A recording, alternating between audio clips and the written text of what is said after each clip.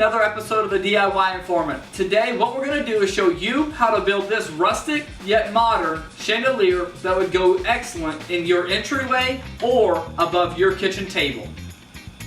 Alright guys, a few of the materials that you guys are going to need for this project. You guys are going to need a piece of wood. I'm going to be using an old piece of barn wood that I have left over from a barn that I tore down.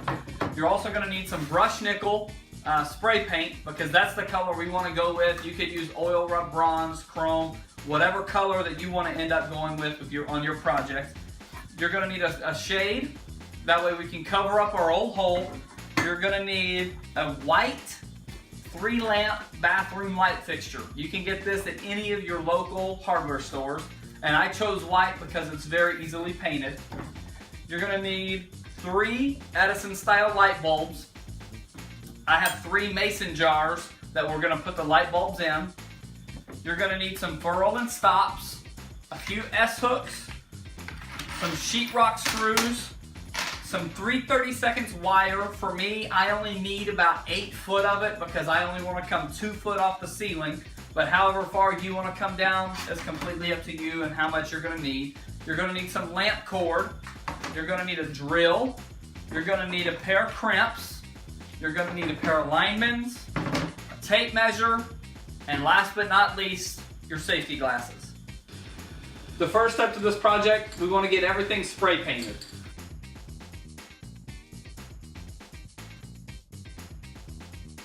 Alright, now that we've got our light fixture, our canopy, and our mason jar covers painted, what we want to do is we want to get started working on our wood. That way we can let this dry.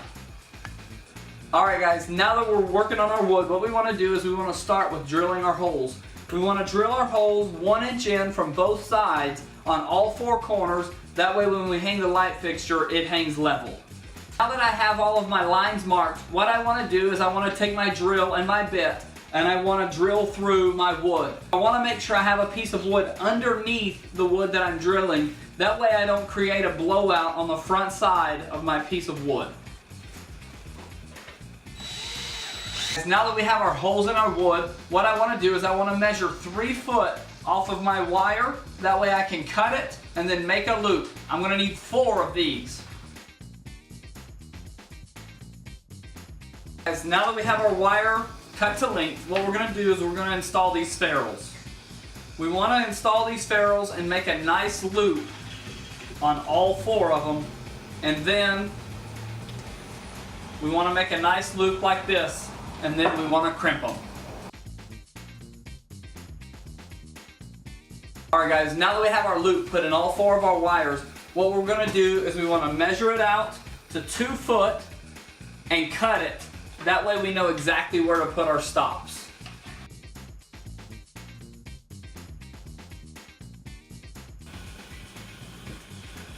Alright guys, now that we have all 4 of these done, what we want to do is we want to insert it into our hole on our piece of wood and then install our stops.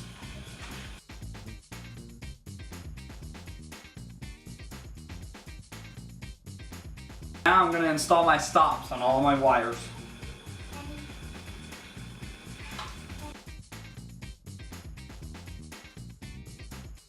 Alright guys, now that we have all of our wires installed, what we're going to do is we're going to take our small S-hook and put it in. That way we can attach all of our wires together. Now that we've got our wires attached, what we want to do is we want to put the base of our light fixture in the center of our board. To do that, I'm going to be using some 1-inch sheetrock screws.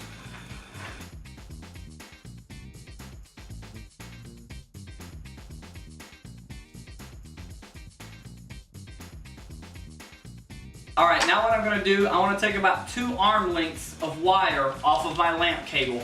That way I can attach it to my light.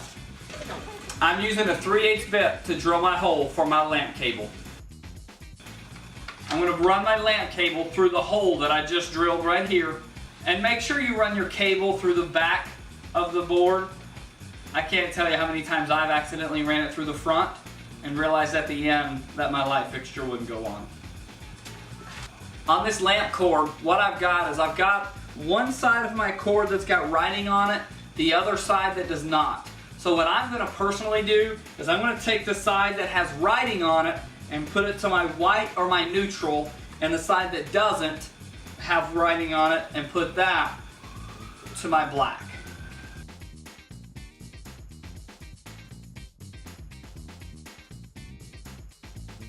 Now that I have my wire attached to my fixture, what I want to do is I want to cut my lamp cord to length. I want to go probably about 6 or 8 inches past my S-hook. I want to go about 6 or 8 inches past my S-hook. That way I have plenty of wire to install in the ceiling box. Now that I've got this attached and my wire's installed, what I want to do is I want to install my canopy to the top of my S-hook.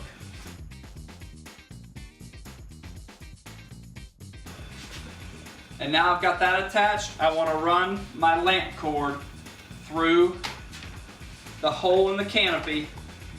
What I'm going to do is I'm going to use an 1/8 inch drill bit for a pilot hole. That way I can screw my 1/4 inch screws through my mason jar base into my light kit trim to hold them nice and solid and secure. Alright, now that you have the pilot holes drilled and the mason jar bases are in the center of the holes on the light kit trim, you want to go ahead and screw the bases to the trim. Now that we've got our mason jar bases attached to our light kit trim, what we want to do is we want to install it. So to do so, what we're going to do is we're going to put it over the top here. They give you these little trim rings that help attach it and secure it. Once we do that, what we're going to do is we're going to put a screw through right here and on the back side. That way we don't allow any weight to pull this trim kit off. Alright guys, now that we've got this light kit trim attached, what we want to do is we want to install our Edison style light bulbs and then put our mason jars on, and this project will be a wrap. Alright guys, thank you for watching another episode of the DIY Informant. Not only did I want to show you guys how to make this light fixture that is yet rustic but yet modern, I wanted to show you guys what it looked like in the space. So if you guys like this project or any of our others, we would love to be able to hear your feedback. Find us on social media, Facebook, Twitter, Instagram. We're there. If you guys try to do this project, please share it with us. We want to hear your feedback and the projects that you guys do as well.